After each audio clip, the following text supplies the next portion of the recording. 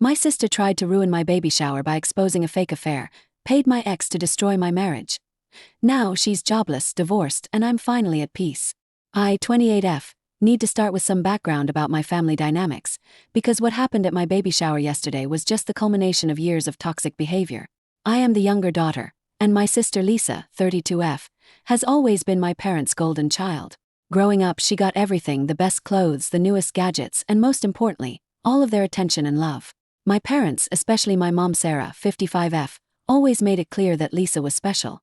From my earliest memories, the difference in how we were treated was stark. When Lisa got an A in school, our parents would take her out for a special dinner. When I got straight A's for an entire semester, Mom just said that's what you're supposed to do and went back to watching TV. If Lisa was feeling sick, Mom would stay home from work to take care of her. When I had the flu, I was told to stop being dramatic and go to school anyway. I still remember my 16th birthday when I begged for a small party with my friends. Mom told me we couldn't afford it, but 2 months later, she threw Lisa a huge celebration for getting promoted at work. She invited 50 people, hired a DJ, and even got a professional cake. When I pointed out the unfairness, Dad, 57M, told me I needed to understand that Lisa's accomplishments were worth celebrating because she worked hard for them, while birthdays just happen. Even our hobbies were treated differently. Lisa was into dance, and our parents never missed a single recital. They spent thousands on her costumes and private lessons. Meanwhile, I played volleyball, and I can count on one hand the number of games they attended. Usually, they were too busy with Lisa's activities or work.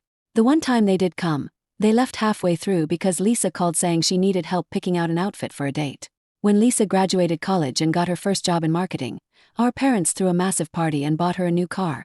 When I graduated with honors in architecture, they didn't even attend the ceremony because Lisa had a cold and needed Mom to make her soup.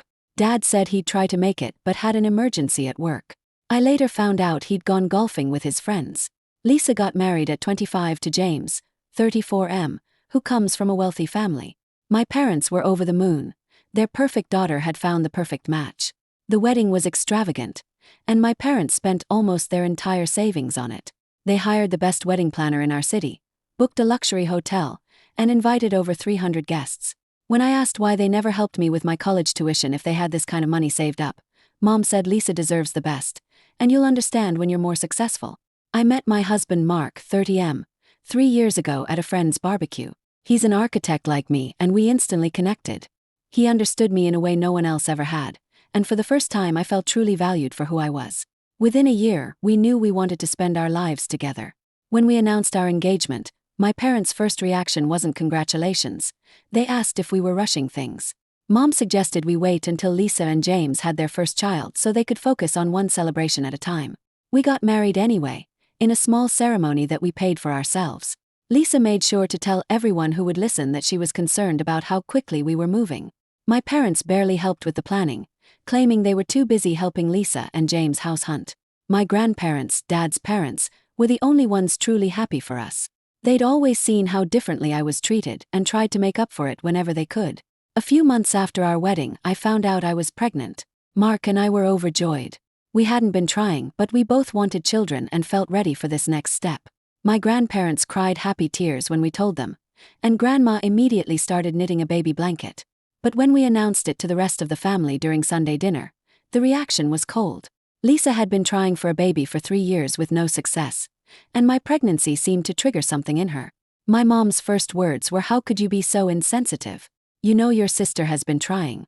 Dad wouldn't even look at me. Lisa stormed out of the room crying, and James followed her. I was hurt but not surprised. It was just another example of how my happiness always had to take a back seat to Lisa's feelings.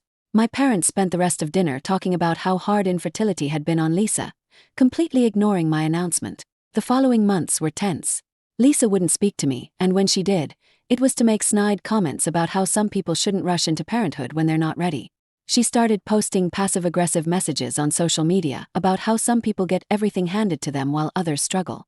My parents kept suggesting I shouldn't talk about my pregnancy around Lisa because it was too painful for her. They skipped my first ultrasound appointment because Lisa needed emotional support after another negative pregnancy test. Yesterday was my baby shower, organized by my best friend Amy because my mom said she was too busy helping Lisa through her fertility treatments. It started wonderfully. My grandparents were there, along with my friends and even some of Mark's family. The decorations were beautiful, and everyone seemed to be having a good time. Then Lisa arrived late and everything went downhill. In the middle of opening gifts, my old boyfriend Tom walked in. I hadn't seen him in 5 years, since we broke up in college. Before I could process what was happening, he started loudly apologizing for our mistake and claiming he was taking responsibility for the baby. Lisa stood there with a smug smile while Tom went on about how we had a one-night stand 6 months ago when I was upset after a fight with Mark. Mark was devastated. He walked out despite my protests, ignoring me when I tried to explain that it wasn't true. My parents just sat there and I could tell they believed it. In fact, Mom started crying about how she always knew something was off about my marriage. My grandmother was the only one who stood up and demanded Tom tell the truth. Under her stern questioning, and probably because she threatened to call the police for harassment, he finally broke down and admitted Lisa had paid him to lie. She tracked him down on Facebook and offered him money to ruin my marriage. The truth came out, but the damage was done. Mark was hurt that my family would believe such lies about me. James was horrified by what Lisa had done. My grandparents were disgusted with my parents for not defending me. The baby shower ended with everyone leaving in anger and tears. I'm sitting here now, 6 months pregnant, wondering how my own sister could try to destroy my marriage out of jealousy. Mark came home late last night and we talked. He believes me, but he's angry at my family. I don't blame him. I don't know how to move forward from this. Date 1. The past 2 weeks have been emotionally draining. After the baby shower disaster, I went completely no contact with Lisa and my parents. Mark and I needed time to process everything and heal our relationship. We spent the first few days barely talking, both trying to come to terms with how my family could betray us like this. Mark eventually opened up about how hurt he was that my parents immediately believed I would cheat on him. He said it made him question everything, not because he doubted me, but because he couldn't understand how my own family could think so little of my character. We had some long, painful conversations about my childhood and the pattern of emotional abuse I'd normalized over the years. What I didn't mention in my original post was that after everyone left the baby shower, James stayed behind. He was completely broken, not just because of Lisa's behavior at the shower, but because he discovered something that morning that changed everything. He revealed that Lisa had been lying about their fertility struggles. She had secretly been on birth control the whole time. She didn't want kids yet but knew my parents were pressuring them, so she pretended they were trying and failing. James found her birth control pills hidden in her car that morning while looking for his sunglasses. When he confronted her about it, she broke down and admitted everything. She'd been lying to him for 3 years because she knew he wanted children. She'd even gone as far as faking depression over their failed attempts, and had James spend thousands on fertility treatments she knew wouldn't work. The timing of finding out coincided with her plan to ruin my baby shower, but he was too shocked to stop her. This revelation made her actions at the baby shower even more twisted. She wasn't just trying to hurt me because she couldn't have a baby. She was trying to destroy my happiness because she didn't want the life she pretended to want. She'd let James believe there was something wrong with him, watched him blame himself for their inability to conceive, all while she was secretly preventing it from happening. James moved out that night. He's staying with his brother while he figures things out. He showed me the text messages Lisa sent him after he left, dozens of messages blaming me for ruining their marriage, claiming she only did what she did because she was emotionally fragile from their fertility struggles. The level of manipulation was staggering. My parents, predictably, are blaming me for tearing the family apart. Mom called me yesterday, screaming that I'd ruined Lisa's marriage by flaunting my pregnancy and refusing to be understanding about her medical condition. When I tried to tell her about Lisa's deception with the birth control, she hung up on me. Dad sent me a long text about how I've always been jealous of Lisa's perfect life, and now I've finally succeeded in destroying it. The next day, I received an email from Mom's sister, my Aunt Karen, telling me how disappointed she was in my behavior. Apparently, Lisa told the entire extended family that I'd been spreading vicious lies about her to cover up my own infidelity. She painted herself as the victim who was just trying to help me come clean about the baby's father. Most of the family seems to believe her version of events. Tom, my ex, reached out to apologize again. His guilt finally got the better of him, and he sent screenshots of all his conversations with Lisa, showing how she'd manipulated and pressured him into helping her. She told him I was in an abusive relationship and needed help getting out, but was too scared to leave. She painted herself as a concerned sister trying to save me from a controlling husband who had trapped me with pregnancy. The screenshots show weeks of Lisa plotting and planning, trying to find the perfect way to hurt me. She even considered hiring someone to pretend to be my lover, but thought Tom would be more believable since we had actually dated. She promised to help him restart his acting career through her marketing connections if he helped her. Reading those messages made me physically sick. My grandparents have been my rocks through all of this. They've moved temporarily to our city to help us prepare for the baby, and their support means everything. They're the only ones who've consistently stood by me. Grandmother confronted my parents about their behavior, but they're still defending Lisa, claiming she's going through a hard time and needs support more than ever. Last night, Lisa tried to come to our house. She stood outside crying and making a scene until our neighbors threatened to call the police. She was screaming about how unfair it was that I got to have a baby when I didn't deserve it, while she had to sacrifice everything to make our parents happy. Mark recorded the whole thing on his phone in case we need it for a restraining order. I'm trying to focus on staying healthy for my baby, but the stress is taking its toll. My doctor has advised bed rest due to elevated blood pressure. Mark has been amazing, taking care of everything and shielding me from as much drama as possible. My grandparents take turns staying with us to help out and make sure I'm not alone when Mark's at work. I never imagined my pregnancy would turn into this nightmare, but at least now I know where I stand with my family. Mark and I have decided to focus on building our own family with people who truly care about us. Day 2. The situation has gotten even more complicated, and new revelations keep coming to light. James filed for divorce after discovering more of Lisa's lies. After finding the birth control pills, he started digging into their finances, and what he found was shocking. Apparently, she'd been secretly transferring money from their joint account to a private one for months. When he investigated further with his lawyer, he found she'd spent over $50,000 on herself while pretending they were saving for fertility treatments. The money had gone to designer clothes, secret spa weekends with her friends, and even a cosmetic procedure she'd told everyone was a medical treatment related to their fertility struggles. She'd been playing the role of the desperate woman trying to have a baby, while spending their savings on herself. James was devastated, not just because of the money, but because of the elaborate web of lies she'd created. He shared the bank statements with me, showing how Lisa had withdrawn large amounts of cash right before my baby shower. This explained how she could afford to pay Tom to participate in her scheme.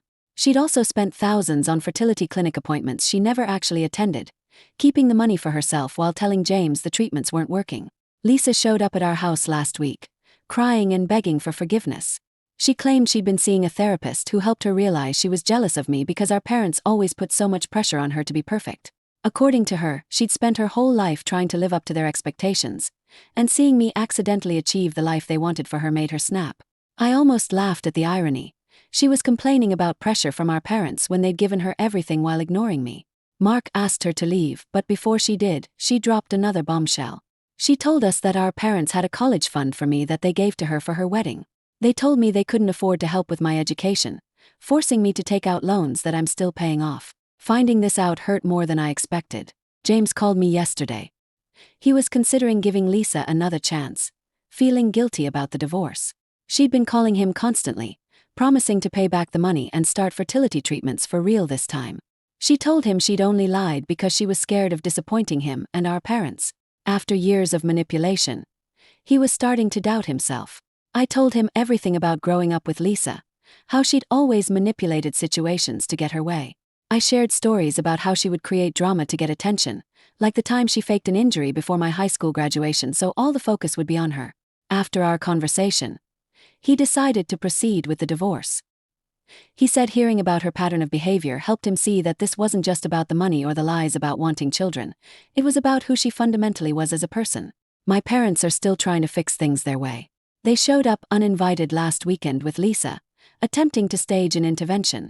They claimed I was being unreasonable and needed to forgive my sister because family is everything. Mom even suggested that I should give Lisa and James my baby to raise, since they'd been trying longer and deserved it more. It was such an absurd suggestion that Mark literally laughed in their faces before kicking them out. The most recent development is that Lisa's lies are starting to catch up with her at work. One of her colleagues reached out to me through LinkedIn to ask if I was really the horrible person Lisa had been describing to everyone. Apparently, she'd been telling her coworkers that I was trying to steal her inheritance, and that's why she had to expose me at the baby shower. Her boss overheard her drama and started looking more closely at some of her recent project reports, finding discrepancies in her claims about client meetings and campaign results. Grandma tells me that Lisa has been calling her daily, trying to get her to convince me to forgive her. She keeps saying she'll tell everyone the truth if I just give her another chance. But even if she did come clean, I don't think I could ever trust her again. How do you move past someone trying to destroy your marriage and steal your baby? Day 3. I'm writing this holding my beautiful baby boy, Adam. He was born 3 weeks ago, and despite all the drama surrounding my pregnancy, the delivery went smoothly. The past few months have been surprisingly peaceful without my parents and Lisa in our lives. Mark has been an amazing father, and watching him with Adam makes all the pain we went through worth it. James's divorce was finalized last month. The court ordered Lisa to repay the money she'd taken from their joint accounts, but she's claiming she can't afford it since she lost her job. Yes, she finally got fired after her lies caught up with her at work. Apparently, her behavior didn't just stop with me. She'd been falsifying client reports and taking credit for other people's work. When her boss confronted her, she tried to blame her medical issues related to infertility, but they had already discovered her pattern of deception. The most surprising development is that James is actually dating my friend Amy now. They connected while helping us prepare for the baby, and things naturally progressed from there. They're taking things slow, but it's nice to see them both happy. Amy was there for me throughout my pregnancy when my own family wasn't, and she and James both deserve to find happiness after everything they'd been through. Lisa moved back in with our parents after losing her job and her marriage. My grandparents told me she's been telling everyone who'll listen that I stole her life. She's convinced herself that if I hadn't gotten pregnant, she would still have her marriage and her job. She even started a blog about being a victim of reproductive trauma, completely ignoring the fact that she chose not to have children while lying to everyone about it.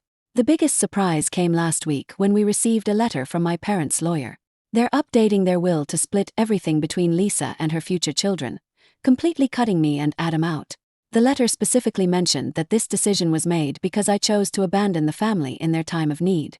My grandparents were furious when they found out. They responded by setting up a trust fund for Adam and updating their own will to exclude my parents from inheriting anything. We did get one piece of satisfying news. James's company is opening a new office in our city, and he's offered Mark a position as lead architect for their upcoming projects. It means Mark and James will be working together, which feels like a fitting twist of fate. The two men who were most hurt by Lisa's lies have formed a strong friendship and professional partnership. My parents tried reaching out when Adam was born, but only to tell me I should stop being stubborn and let Lisa meet her nephew. They still haven't acknowledged any wrongdoing or apologized for believing her lies. Mom even suggested that now that I have my own child, I should understand why they always favored Lisa. Apparently, some children are just easier to love. That was the last straw for me. Mark and I are happier than ever, focused on our little family. My grandparents visit every weekend, and we've built a strong support system with friends who become family. Adam is surrounded by people who truly love him, and that's all that matters. Sometimes the family you choose is better than the one you're born into. While part of me is sad that my parents and sister missed out on knowing my amazing son, I'm relieved that he'll never have to experience the kind of favoritism and manipulation I grew up with. Breaking the cycle of toxic family dynamics was the best gift I could give him.